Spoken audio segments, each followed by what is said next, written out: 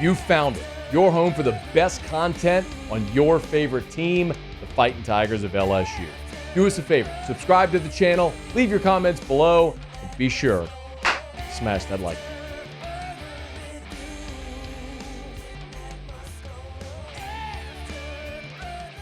Okay, Tigers and Gators Saturday, 2:30. LSU's won 5 straight in the series. We've gone over it plenty this week. A ton on the line for LSU, and probably, especially considering the way last week went, but we've gone through the numbers. If LSU manages to beat Florida, Vanderbilt, Oklahoma, and get just a smidge of help, Georgia beating Tennessee, Arkansas beating Missouri, boom, LSU is in Atlanta playing for the SEC championship, and a win gets you into the college football playoff. It sounds bonkers to say, but that's the scenario unfolding.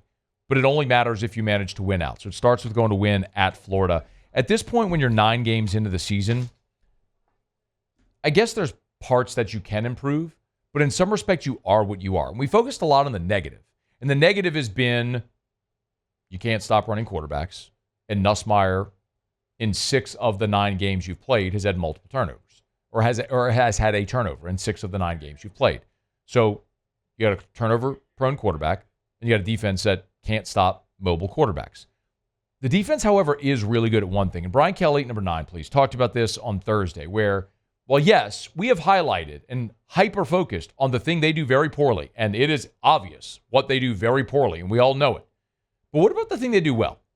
Nobody wants to see our defense in a passing situation. This league does not like LSU's defense when it's a passing situation. We create havoc. They kind of like us when it's 2 tight ends and the quarterback's running the ball. We got to figure that out. And so, we've got to have the answers for those things because it'd be nice if teams would drop back. It seems when they do that, we kind of get after the quarterback pretty good. We sacked the quarterback at Mississippi 8-9 times. We knocked one of the quarterbacks at A&M out of the game. We made it difficult for South Carolina to keep their quarterback in the game. We made it really difficult on Arkansas. So you can understand that this is about coaching and understanding what the next adjustment needs to be. LSU is 11th in the country in sacks. They are really, really good at getting after a quarterback that can't take off and run. The 2 things that LSU has done pretty well this year: harass the quarterback and cover. They're pretty good at covering. They're dramatically better than they were a year ago in pass coverage. So if you play a game where the quarterback isn't going to be a giant threat to hurt you with his feet, I think it really tilts the scales back toward the LSU defense. Listen, the last 5.5 quarters have been miserable to watch. But we can't also lose sight of what the perception was of this team when LSU was up 10 with 8 minutes to go in the 3rd quarter against Texas A&M. You had won 6 in a row. You beat Ole Miss. You suffocated Arkansas on the road when they were coming off a bye. And you had a double-digit lead on the road at Texas A&M against Connor Wegman. And then you face Marcel Reed. And then you face Jalen Milroe. And we all know what your Achilles heel is. DJ Lagway is going to play, and I think DJ Lagway is a fine young player and a super talent. There's a reason he was a 5-star.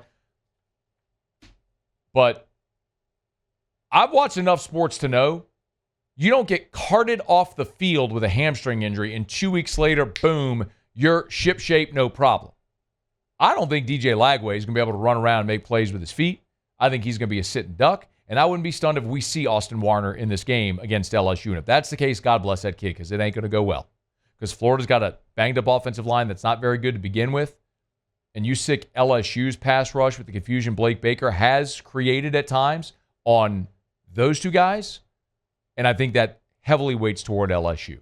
Now, when you flip it over, Florida is not very good on defense. And nobody's going to feel sorry for Florida, but they're down 8 starters. Potentially more, depending on some of the game-time decisions. They're going to be without a starting linebacker. They got a safety who's moving to boundary corner. They're not very good in coverage to begin with. And you got a lot of dudes that are going to be running free in that secondary.